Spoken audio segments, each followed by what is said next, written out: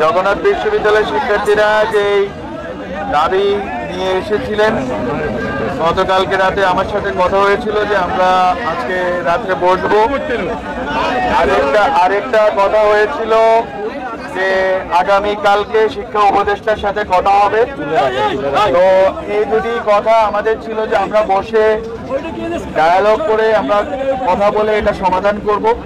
যেহেতু আপনারা মনে করেছেন, আপনারা ন্যায্য মনে করেছেন, আপনারা রাস্তায় নেমে এই দাবি আদায় আপনাদের কাছে ন্যায্য মনে হয়েছে, সেটা আপনাদের অধিকার বটে। এখন আমাদের বক্তব্য হচ্ছে, আজকে যেভাবে আন্দোলনে, প্রথম কথা আমি যেটা বলতে চাই, আজকে যেভাবে আন্দোলনে পুলিশের কিছু সদস্য হয়তো আপনার উস্কানি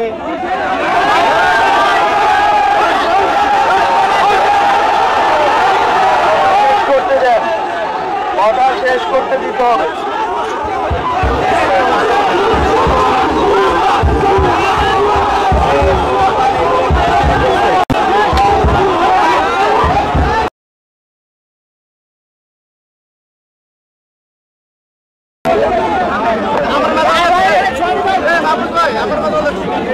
আমার